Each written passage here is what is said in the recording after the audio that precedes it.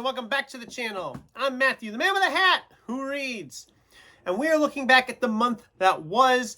This is my July 2024 wrap-up. July was not bad. It was a better month than I thought it was going to be. I had a very over-ambitious TBR, if you remember, for July. I didn't get to all of them. But I did get 12 books read, which was up 4 from last year when I only read 8 in July. That brings the year total to 82, up 1 from the previous year when we were sitting at 81. So we're about right on track where we were last year. So that's kind of cool. What I didn't get to, as I talked about in my August TBR, Riven and Heroes Die, I both moved into August because I hadn't even gotten them started yet by the end of July.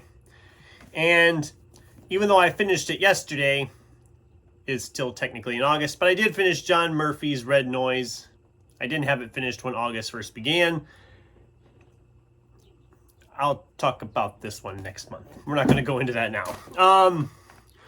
In August, I'm already going along here. If you watch the TBR, I've been working my way through Don Quixote a little bit by bit. It's a tome, let's just put it that way. But we will, of course, talk about that next month as well. So in the meantime, what did I read in July? Let's dive into that right now, starting with a carryover from June. This is Stark Holborn's 10 Low. This is a sci-fi actioner.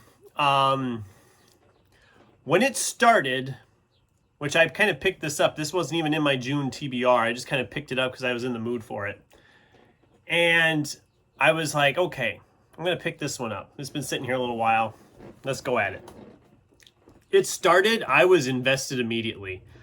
I was like, it very much felt like a Dune or a Star Wars kind of thing all wrapped together. We're on this other strange planet. We aren't getting a lot of background on what's going on with the planet. It's kind of being pieced out to us little bit by little bit, which is kind of nice. They're not trying to bog you down with detail right away. The action was good. The characters were good, but it just started to lose me when I got about halfway through. It wasn't bad, but it wasn't great. I never have to read it again. And I'm not going to continue on. I think there's 2 other books in this series. I'm not going to go on with it. I didn't love it enough to carry on. It was a 3-star for me. It was fine. I just wished I'd have enjoyed it more. The way it started, it was kind of a letdown after the strong start I thought I had, and then it just kind of fizzled in my mind. So this one wasn't in the July TBR, but I went ahead and picked it up quick anyway. This is Lloyd Alexander's The Foundling and Other Tales of Prydain. If you're a regular watcher of the channel, you know I reread the Prydain Chronicles back in February, and I talked how I had never gotten this book or read it. Well, I found this a couple months ago, and I had it my last book haul, and it wasn't very long. I think I read this in like a day, 2 days tops. I don't think it was even that, but this was a 4-star for me. It's like, was it 6 or 7 stories? There's no table of contents in this edition, which is kind of annoying.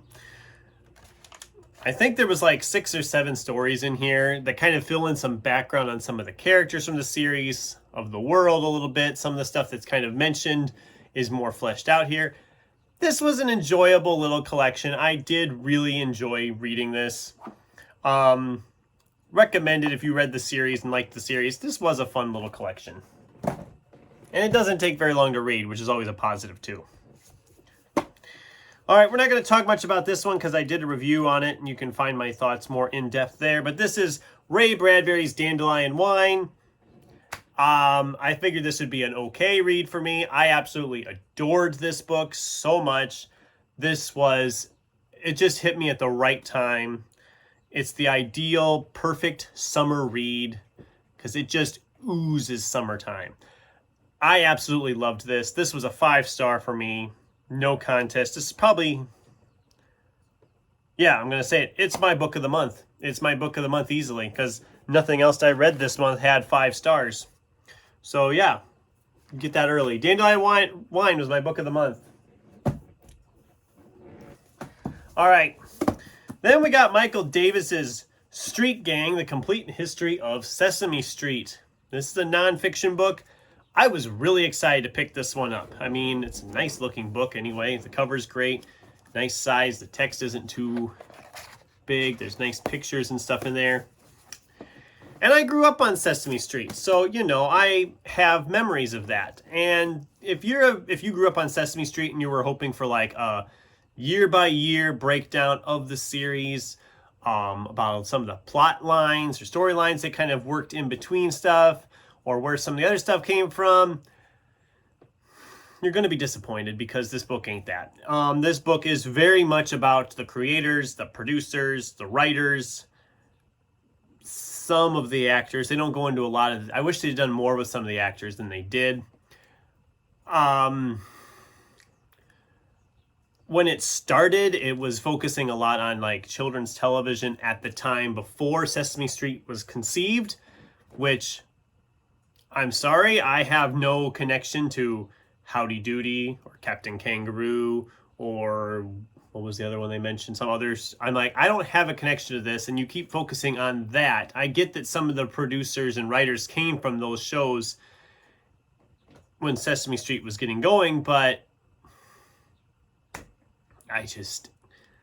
it struggled. It was a bit of a struggle for me at first. When we finally got about 100 and some pages in and Sesame Street was finally going on the air, which, just under 400 pages this book, isn't it? Or is it less than that? Oh, less than that. 350 pages of this book, and you're 100 pages in before your show is even on the air. That's not good. That's not good. Also, the last chapter or two, especially the last chapter, gets really depressing because we're essentially saying about how all these people died. About, oh, this one had cancer and they died. This one had AIDS and they died. And this one had cancer and they died. And this one got sick and they died. I'm like, okay, you don't need to like just keep on boom, boom, boom on this. It's just depressing me now. It was okay if you're interested in like the behind the scenes producers, writers, and the lives they lived and how the show got off the ground. You'd probably enjoy it. If you're looking for, like I said, an actual year-by-year history of Sesame Street, you're probably going to be disappointed on that. But that's just me. I don't know. We have Matt Ruff's Set This House in Order. This was I don't even know I don't know where you'd classify this as a genre.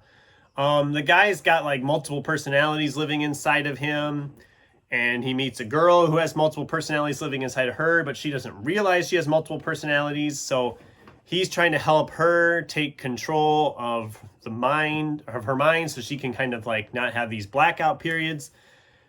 Because inside his mind, there's literally a house where all these different souls or personalities or whatever kind of live. And then there's chaos with all of that. Matt Ruff is an author I've enjoyed in the past, and this one was pretty good. This was a 4-star for me, which, by the way, this was 3 stars. 4-star for me on this one. It's one I don't think I'd ever read again.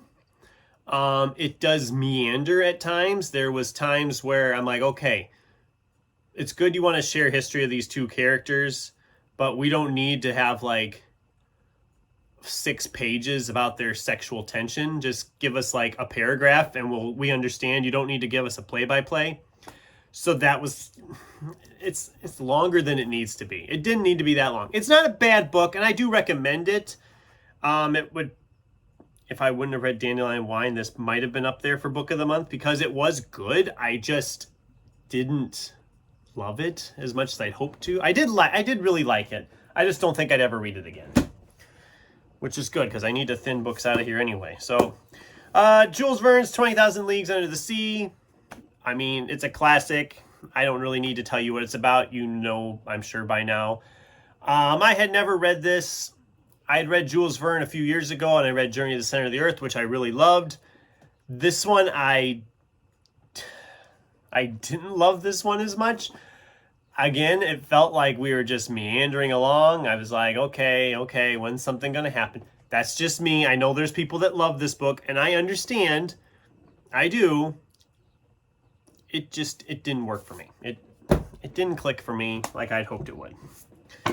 All right, we have A. Lee Martinez, The Last Adventure of Constance Verity. This is a humorous fantasy novel. She's kind of like the chosen one type character. All these bad things happen and she saves the day. It's hilarious. I mean, you've got alien invasions, you've got monsters from the center of the earth, there's vampires, there's robots, there's just all sorts of fun stuff like that. This is the first in a trilogy. I did read books 2 and 3 this month as well, so we'll talk about them as we get there. But this was a great trilogy. I really enjoyed this. Highly recommend this one. This was a 4-star read for me. We have Jessica Anya Blous, Mary Jane. I was told somewhere I read that this is very similar in vein to Daisy Jones and the Six, which I loved. That is not true. This does have some of that 70s music flair going on, but it's not really the main focal point like it is with Daisy Jones and the Six.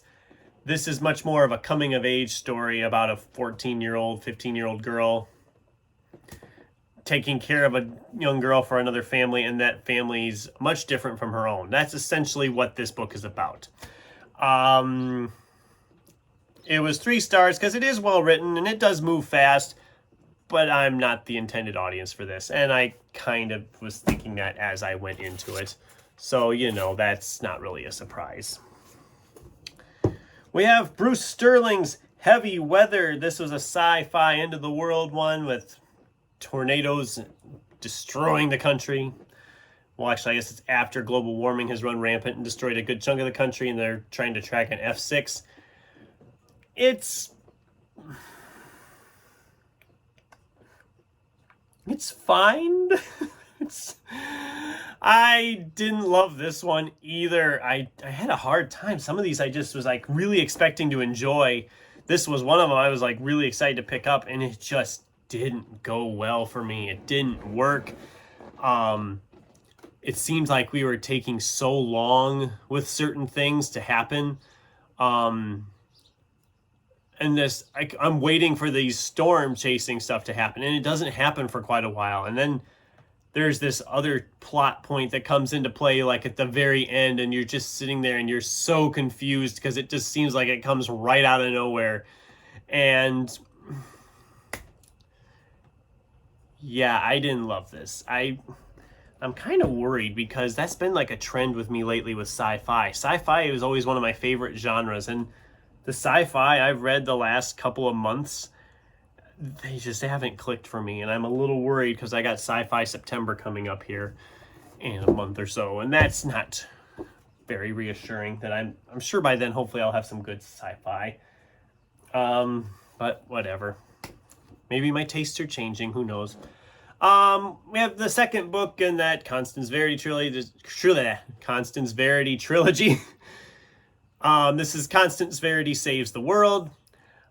This was also a 4-star. Yes, she's fighting a Hydra on the cover.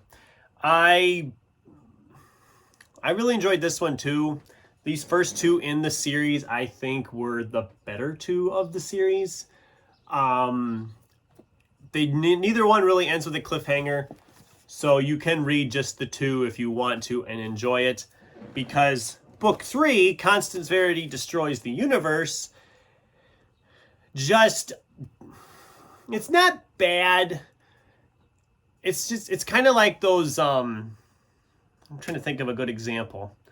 You know, like a movie series where all of a sudden, like, it seems like it should have stopped at a certain point, but they go for another one because the other ones made money, so they take it another step further, and then it is all of a sudden doesn't feel like it's of the same quality story-wise. I mean, it has things that you like, and it has pieces that you liked, but it just doesn't feel like it clicks as well with the other 2. That was this one for me. This one got really bizarre at one point towards the end, and it's fine. It was fine. I didn't hate it, but it was a step down from the first 2. I think if I'm going to keep all 3 of them because I'll keep the set, but if I ever was like in the mood to read them, I would probably read the first two and I would put off the third one again just because I didn't enjoy it as much, if that makes any sense. I don't know, maybe on a reread I would like it better. I don't know. I just felt like this one, which was a 3-star for me, it just didn't click the way the first two did. There was just like there was something off about it. It wasn't bad, but it just felt like something was off. And then this last book, I practically sprinted. I read like 200 pages of this thing on the last day of the month. But this is David Koepp's Aurora. I am a fan of David Koepp. He has done a lot of writing with movies and directing some movies, including one of my favorite thrillers, Premium Rush. So I was really excited to pick up this book because I also liked his first novel, Cold Storage. I didn't care for this one either. It was a very fast read. As I said, I sprinted it.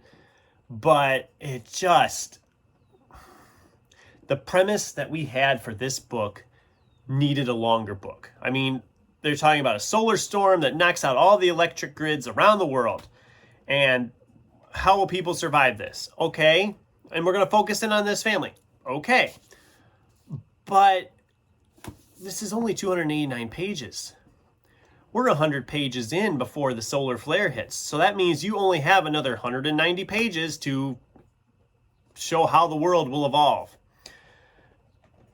There's way too many characters. There's a lot of point of view characters, especially early on. I'm like, why are we focusing on so many characters? There's some plot points towards the end that are not clearly resolved. I mean, you could say they're resolved, but it's not very clear how they're resolved. What else is wrong with this book? It jumps ahead 4 months at one point. It's when after the event happens, we're like, here's day 4, here's day 5, here's day 6. All of a sudden, part 3 of this, it's 4 parts, this book. Part 3 rolls around, we're doing a flashback to before everything ever happened because I guess it's character building or something, I don't know. And then we get into part 4 and it's 4 months later and you're like, what about happened? What happened? There was like some weird stuff going on here. What's happening with that? I didn't love it.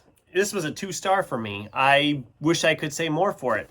And also it does another one of those trends, the thriller trend where we put a house with like light in front of it on the cover.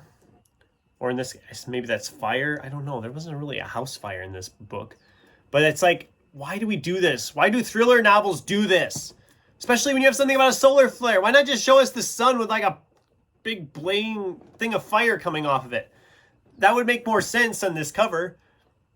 Or just even have it like in the sky. I mean, that's a pretty sky at the top of the book. But the house just doesn't, I don't know. It was a weird month. Books I thought I would love, I didn't really care for. Books I thought I would be like, it's okay, I actually kind of liked. It's kind of nice because I really thinned out my stack. Because of these 12, 7 of them I'm not going to keep. Which is great. I made room, which is always nice. Because I haven't bought any books yet. And that might change here in the next couple of weeks. I'm getting itchy to go. Gotta buy those books when you can. But yeah, that's my July wrap up for 2024. I'd love to hear from you guys. Am I way off base on some of these? What was your book of the month for July? I'd love to hear from you in the comments down below. Thanks for watching. And until next time, keep turning pages.